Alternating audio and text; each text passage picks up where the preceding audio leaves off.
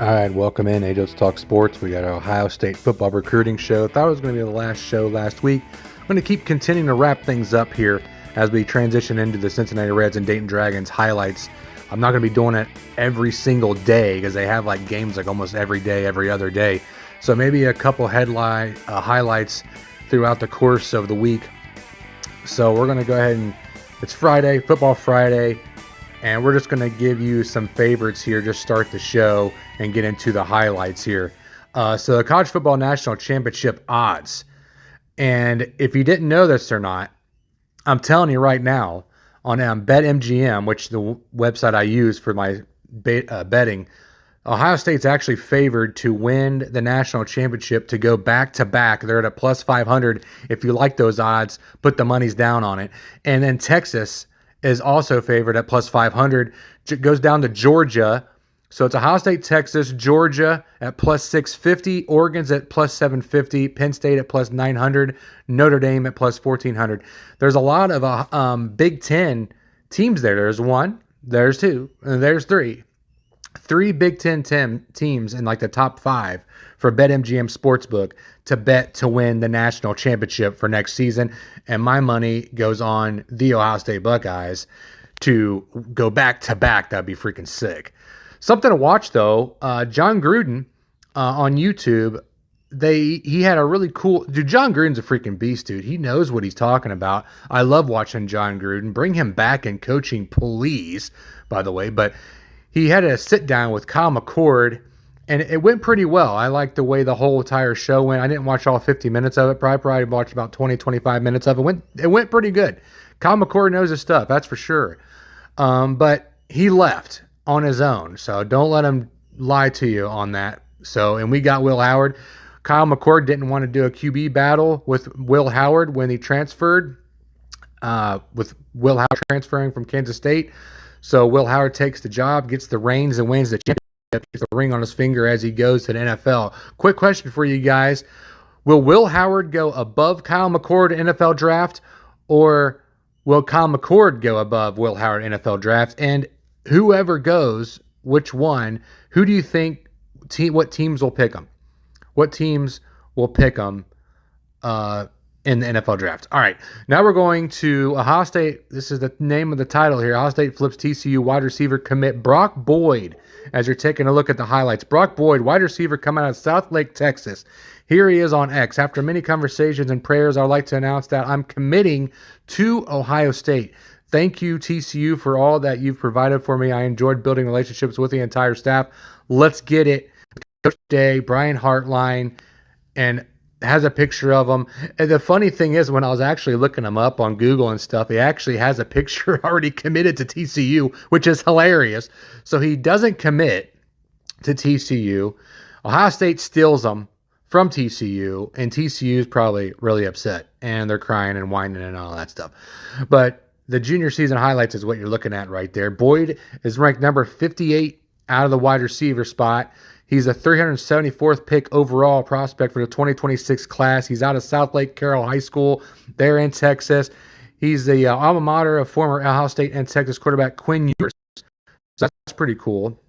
He joins Chris Henry Jr. and Jaden Ricketts as wide receivers in Ohio State 2026 class. So a stacked wide receiver class here for whoever the QB, starting QB is going to be. So they're having a battle, but it's saying it's going to be Julian Sayings, but we don't know yet because that freshman, St. Clair, looks pretty good as well.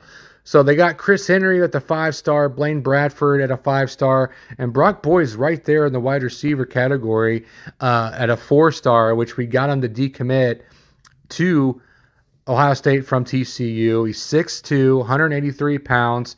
He looks really good. So there, he had 30-plus offers out of Division I schools, and that's including Arizona, Baylor, Boston College, Cal, Houston, Illinois, Kansas State, Kentucky, Mississippi State, Nebraska, Oklahoma, Ole Miss, Oregon, Pittsburgh, SMU, Tennessee, Texas Tech, Washington, and Wisconsin, just to name a few. Boyd caught 111 passes, 1,875 yards receiving, and 19 touchdowns in his junior year at South Lake, helping the Dragons to a 15-1 record and a state championship game appearance. I'm guessing they lost because they would have said he won.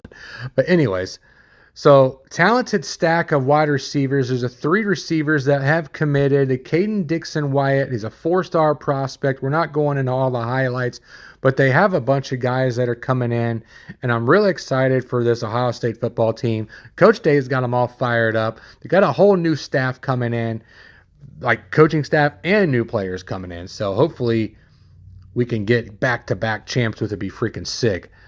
I wonder what the fun fact is for back-to-back champs. I know Alabama did it. Maybe Georgia has done it. Wonder who else has done it back-to-back. It's a good question, and let me know the answer. So we have Ohio State Buckeyes predicted to land a top recruit over the Georgia Bulldogs. Speaking of the SEC and the Georgia Bulldogs program, this is a defensive lineman. He played both ways in high school. 4-star, 2026, as you're looking at the highlights there. Pierre Don.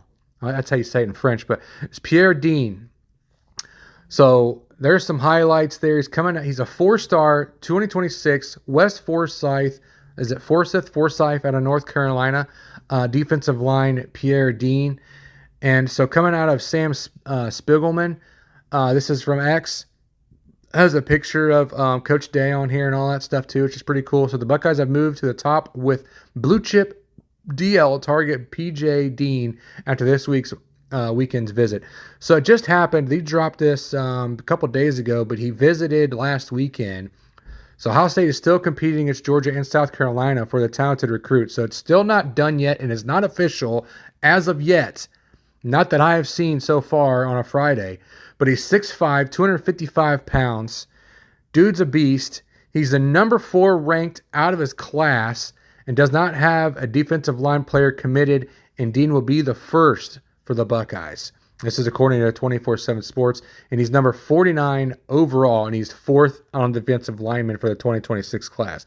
The number 9 player in the state of North Carolina has 25 offers, and the Buckeyes made their official offer back in March 1st, and there has been no commitment as of yet, and we were just talking about it. And who gets, do you think Julian Sayin, when we're talking about him, will he be the starting quarterback for Ohio State this next season? Who knows? I don't know.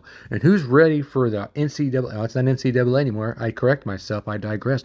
It's EA Sports College Football 2026. So who's ready for that, by the way, which is coming here soon in the summer. All right. Are you guys ready for this? I think I did it on the last show.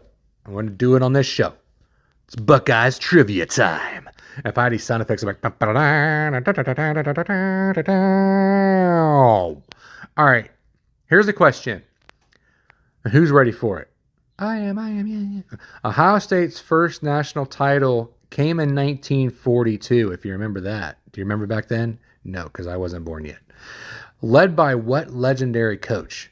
Ohio State's first national title came in 1942, led by what legendary coach? Who was it? I'm not even going to give any hints because you should know this. All right, and there it is. Quick show. Ohio State football recruiting. Love you guys. God bless. Tip the waitress.